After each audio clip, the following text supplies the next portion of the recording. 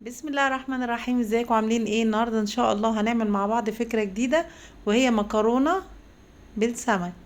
زي ما احنا شايفين كده، دي سمكة بلطي نضفتها وعصرت عليها ليمون وسبتها منقوعة فيه شوية، ونضفت طبعا القشر بتاعها زي ما احنا شايفين كده، بس سبت الزعانف بتاعتها. يلا بينا بقى الطاسة على النار، وهنحط فيها شوية سمنة صغيرين كده، وبعد كده هجيب المكرونة وابدا احمرها نفس فكرة لسان العصفور. احمر المكرونة بس كويس، اهم حاجة. يعني انا بفضل لسان العصفور والمكرونات التحمير بتاعهم يكون اغمق سنة من الذهبي. ليه؟ عشان المكرونة لما بتتحمر كويس ما بتعجنش.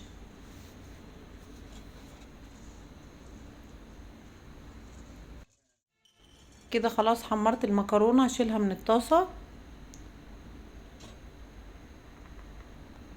زي ما احنا شايفين كده.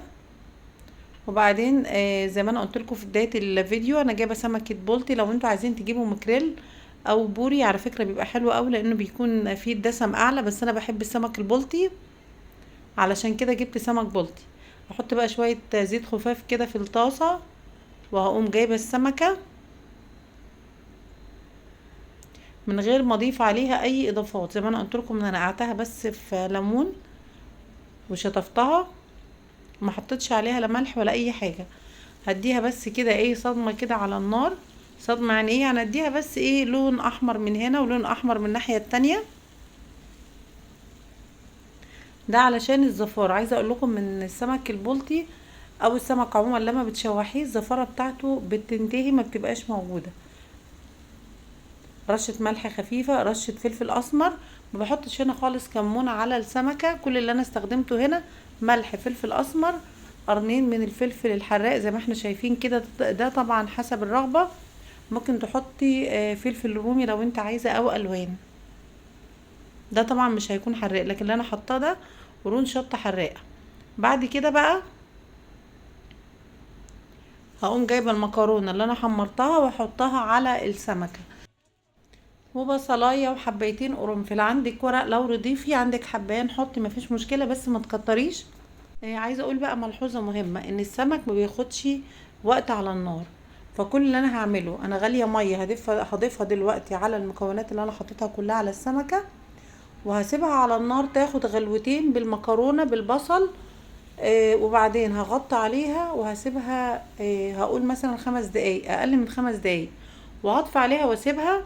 انا جايبه سمك مكرونه هحمره واخلص، وبعدين هرجع ارفع الغطا من على الطاسه. لو لقيت المكرونه لسه ما استوتش هولع عليها النار، لقيتها استوت يبقى انا خلاص كده مش هولع النار، غير اني هسخن بس المكرونه المحمره بالسمك بالشوربه بتاعته. هغطي بقى عليها كده. طبعا انا حطيت ميه مغليه، ما بحطش ميه من الحنفيه على طول، ميه مغليه على طول كده.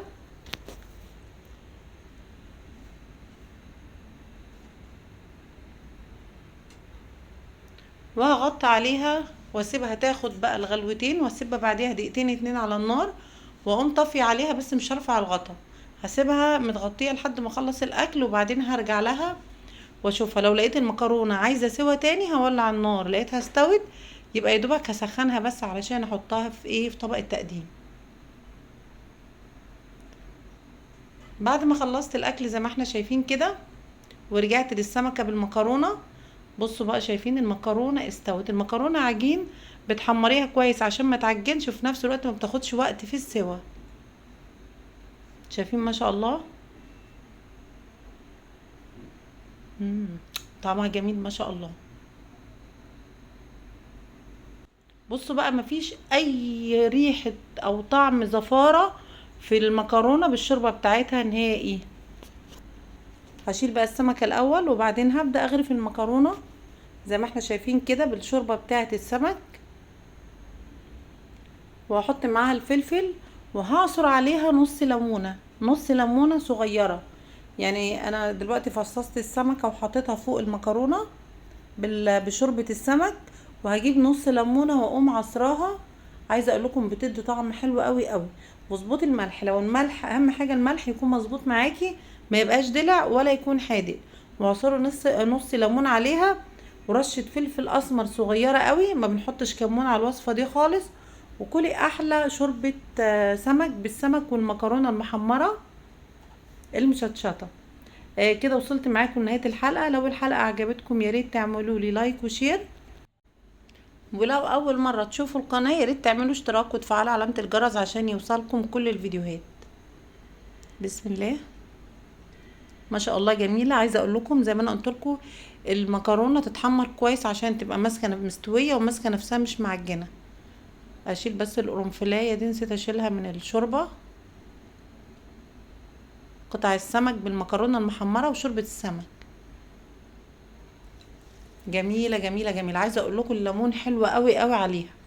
اتمنى تجربوها وتقولوا رايكم. وعايزه اقول لكم الناس اللي بتحب السمك وشوربه السمك هيعجبهم قوي قوي الطريقه دي. عايزه اقول لكم كمان ان الطريقه ما فيهاش اي ريحه زفاره للسمك، وده بيكون عشان عصرنا على السمك ليمون ونقعته في الميه، وبعد كده اديته صدمه على النار علشان ما يبقاش زفر ولا يعمل ريحه زفاره لشوربه السمك لما نزل عليه الميه المغليه. كمان الميه اللي بنضيفها على المكرونه والسمك ما تكونش كتيره، تكون على قد الكميه اللي انا حطاها عشان الشوربه تبقى طعمه وجميله وما تبقاش مرقه.